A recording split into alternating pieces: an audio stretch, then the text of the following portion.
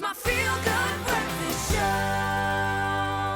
Welcome back, you beautiful souls. Thank you so much for keeping it locked. Let's hope we can motivate you on this Monday morning. We are continuing our Mental Health Awareness Month discussion today and focusing on the recent phenomenon that has been dubbed quiet quitting. So in short, quiet quitting is not outright quitting your job, but quitting the idea of going above and beyond. And as one TikToker describes it, you are still performing your duties, but you're no longer subscribing to the mentality that work has to be your all-important focus. And today we discuss quiet quitting with our panel consisting of Youth Ambassador Masake Maleka, Motivational Coach Dr. Johan Bjokas, as well as Yasmin Gaibi and Tammy Cruz, representing the mental health organization Lifeline, doing amazing work. So thank you so much to our amazing panel, and thank you to you guys for joining in on the discussion. Please have your say, share your thoughts. This is a safe place. As triggered as we are going to be by this one, send us a WhatsApp voice note on 063 408 8863. Guys, I'm struggling to even get the words out. This is upsetting me so much. I suppose because I value work so much more now because of what we've all collectively been through over the last 3 years. None of us were safe on any level of life. I think there's been so much loss. So the notion of not appreciating this but that's me, that's my baggage. For other people, it's a very different passage through life, and you could be in the worst possible job, needing the money, but really that's not your calling. You're in the wrong place, but you can't change your reality. So Tammy, maybe you can explain this trend to us just a little bit to understand the notion of quiet quitting. Why is this such a popular trend? Why is it a trend? I mean, to be fair, I don't think that it's brand new. I think that the term is brand new, but I don't think the concept is brand new. I think for a long time, there have been a group of people who've been able to go, this is my job and this is not my entire personality. I can just come here and work and I can leave and have my boundaries. But I think there's a new group of people, and I think particularly the newer generations are saying, after this pandemic, I haven't really had the opportunity to do all the things that I wanted to do, travel, socialize, do the things that matter. And they had an opportunity to step back, and now they've been able to reevaluate, and I think that they're asking questions, and I think this is kind of their answer to it. Masaka, what does this say about young people at the moment? We've got the highest youth unemployment in the world. You'd think we'd be appreciating every second of employment that we can, but clearly something else is more important. What does this say about the side hustle culture in this country at the moment? Where is the young mind right now? I think, with hustle culture, first and foremost, it's not a sustainable form of concept due to the fact that it does not provide a holistic sense of well-being. I mean, you're continuously hustling, trying to get the next pay cash or whatever the case may be. But realistically speaking, do you get time to just relax and do what it is that you want to do? I mean, taking into account, the economy where we are as a country, and not only as a country, globally, I mean, the economy is just literally going down, And I mean, it's very much of a problem for us to just step forward and say, I'll just be, doing one job. Obviously, there is that sense of... I'll be the machine. It's fine. I'll be the machine. You ride me all the way in. It's cool. Exactly. But, the hustling is not a sustainable form of doing things. As I said, the sense of holisticness is not there because, I mean, you're working from 8 to 5. Then after that, you're doing something else in order to gain more money. That's life. Yeah, this is what it has to be. And this is the crazy thing. And I'm beginning to think it's not necessarily a finger we point at ourselves. Maybe it's the structures aren't in place. Maybe we aren't looking for our meaning behind the work that we're going into at the right stage. But, Doc, if you stand for nothing, you'll fall for anything, man. Surely having a good work ethic, those sorts of principles are vital to be successful in whatever job. And maybe the first 5 jobs aren't the job you're meant to be doing. That's the steps, those are the steps you take to get there. What makes you nervous about hearing this term being coined now, this quiet quitting? What are the dangers here that jump off the page for you? I think a great part of my job is to get people into a flow state. And to get into a flow state is where your skills and your challenges are matching. And when you do quiet quitting, then immediately the challenges will stay lower because you will get better at what you are doing. And then after a while, boredom, anxiety, apathy, and all of those type of things will destroy your soul. Yeah. So my concern is about what will happen with humans, because I mean, if you look at a whole organizational monster, if I may, it's designed for objects, not for humans per se. And I think that's, for me, the greatest challenge. If we continue on this road, where will we sit, 10, 15 years from now? Yeah, you do get a sense that the bottom will fall out at some point. Maybe it has to. Yasmin, maybe we are getting chewed up and spat out by our jobs, and it's okay because we believe, you know, that's what's required of us. What are the benefits of being able to keep perspective, about being able to put our job in its place and step out of that and enjoy life outside of that space? I think it's just to piggyback on Matsecha and Dr. Jan's point of holistic living and the apathy and the boredom and the bottom falling out. How do you prevent that? What do you need to prevent that, right? What's the benefits? I mean, I think the benefits speak for itself. I don't have to sit here and speak to the benefits. But however, it does give you a certain sense of autonomy that you get to decide how you want to climb the professional ladder, right? It gives you that kind of sense of who are you, and it kind of sets the boundary of, it kind of sets your sail to where you want to get to, as opposed to somebody else directing you. And I think that's a really important adjustment to make from when you don't have choice, where you just land in a job where you're stuck in this, and that's where you have to go, because in South African context, jobs are scarce. This is exactly it. I suppose I'm looking at my career path and the path of people within our industry specifically, and as soon as you get labelled as someone who doesn't go above and beyond, your career is over.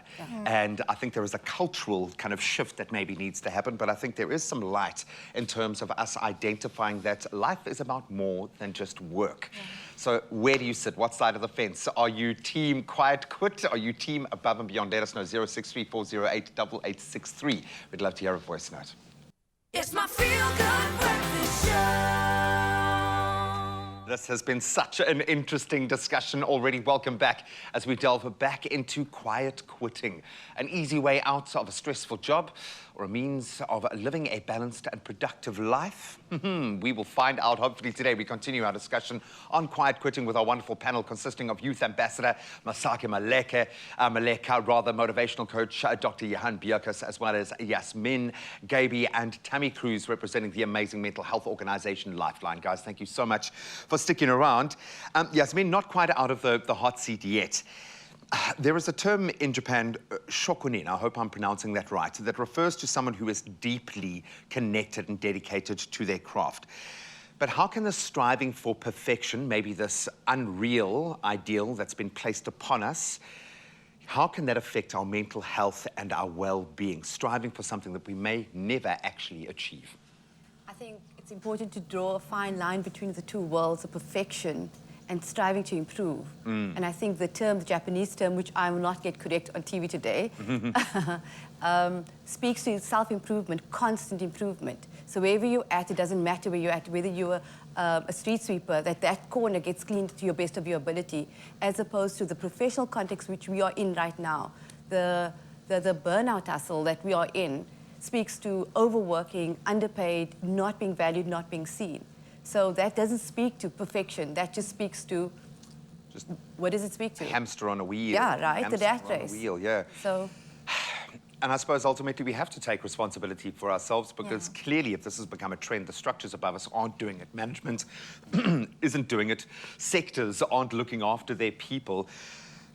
What are some of the key areas then that we do need to focus on? If we turn this lens around, as a manager, as a leader within an organization, how do we stop this kind of culture creeping in?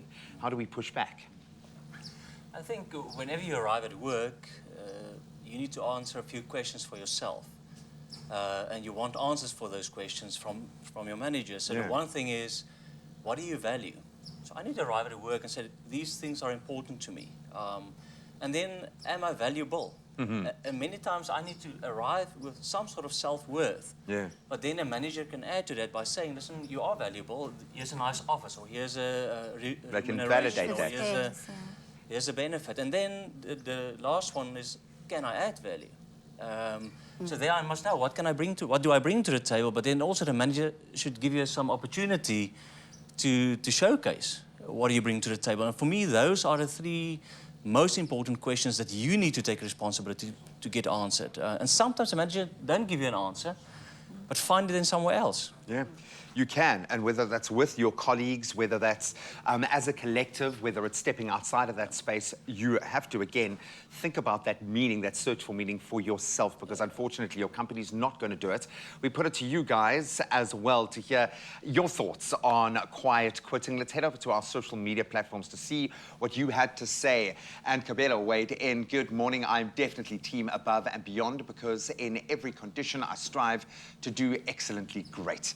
Even if I'll be serving my notice in a workplace, I work extra hard. You won't even notice that I am serving my notice. It's the notion of, and we're experiencing a bit of a technical difficulty, so we're going to continue this discussion in just a moment.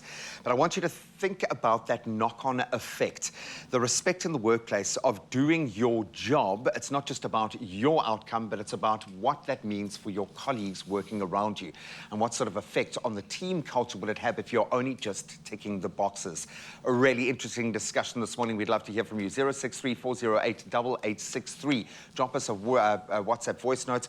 Are you team above and beyond? Are you team quiet quitting? We'd love to hear from you. It's my feel-good breakfast show.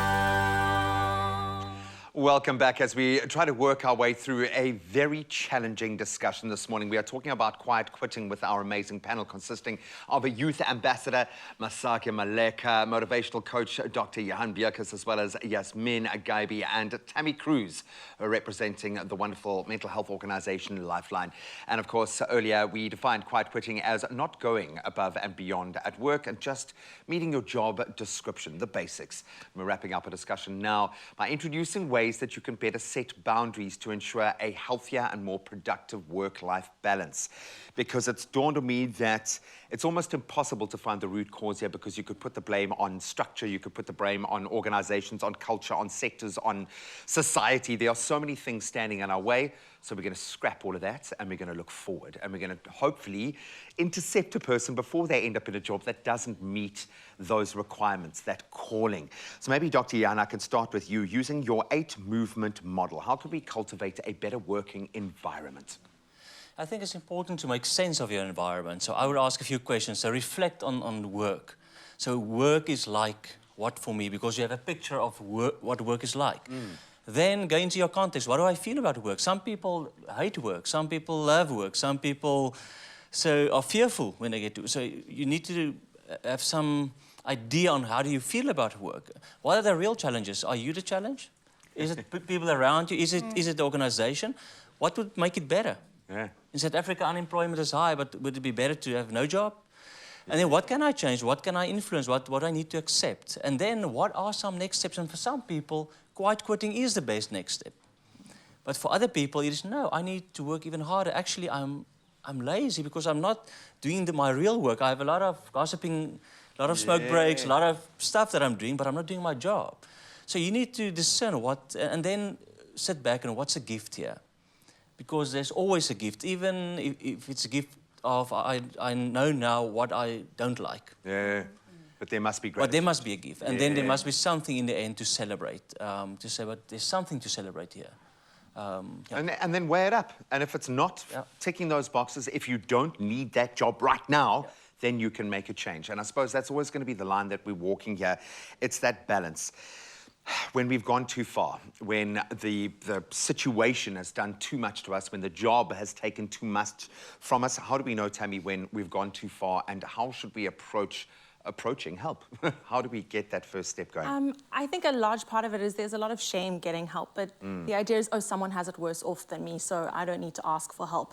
I mean, if we put that to doctors and going to the doctor, we would all be within suffering, because we would be distressed, and we would have problems, and we need to seek out help. And I think that the first step is deciding what that looks like for you based on your time and energy and financial situation. And organizations like Lifeline, you know, we have free counseling, face-to-face counseling, online, WhatsApp. We have all those options. If you can't afford a therapist, if you can't afford a mentor or a coach, those are options, and they are available for all versions of South Africans. And it's a safe place. It's a judgment-free place. And often it's better to talk to someone that you don't have a connection to have that safety in that. Yasmin, how do we then do this safely, take this first step? If we establish we do need to make that change, How do we do that without pulling the rug out from underneath our feet, especially if we are financially reliant on that job that we have right now? I think we're so blessed to be in this culture that there's so many resources available to us. You know, you click on YouTube, you've got the Expresso show, you've got all these things, we've got Lifeline. Yeah. There's so many organizations that are geared to mental health because it's become such a, well, let's call it a buzzword, right? Yeah. It's become the buzzword, thank goodness it's a buzzword. So there's so many things, all you have to do is acknowledge and become aware that I have now stepped over the threshold of adding value. I am now, it's a red flag, something is taking from me. And I always say a red flag is when you are resentful. That is a huge red flag. Once you are resentful, you are coming to work and that feeling builds up. That is how you know you've overstepped. And to rein that in is to figure out, how do you add value? What do I need to add value to myself and to the organization that I'm working for?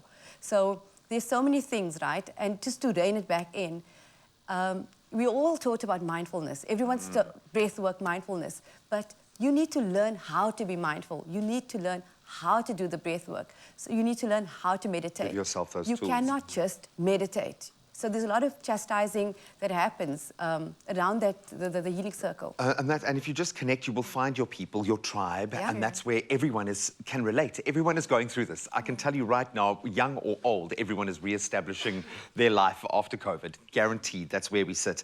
Masaki, you've gone to a wellness seminar, holistic wellness chat. How can we get involved? How can other young people connect with you and connect with their people? Yeah, on the 29th, I am hosting a wellness chat, and it's more of covering spirituality, because I think with spirituality comes wellness. We need to understand that there is a fine line there as well, because I think you would think that you're either depressed, but there is a spiritual aspect of it as well. And it will cover also with the beauty and wellness industry as well, because, I mean, taking care of the self, you know, requires taking care of the body and everything else. So on social media, they will get me on Masaki Malega, and I think it's very important for those chats to take place as young people, because I think the generational gap between us and the older people, it's not a matter of millennials or young people are just lazy or Gen Zs are lazy. No, we're not. We're just trying to figure different ways and explore different ways of how we can go about things. So, yeah. Just got to look at life through a different lens. I have a feeling when they took us all out of our jobs and then just threw us in the air and then we all landed after COVID in a completely new world, this is why we are having these kinds of discussions. I think the most important take home for me here is you have to search for meaning in what you are doing, or you will need to look for another job. It's as simple as that. So start that search for meaning today. But thank you so much to this amazing panel for walking this tricky path with us this morning. You can keep those voice notes coming as well.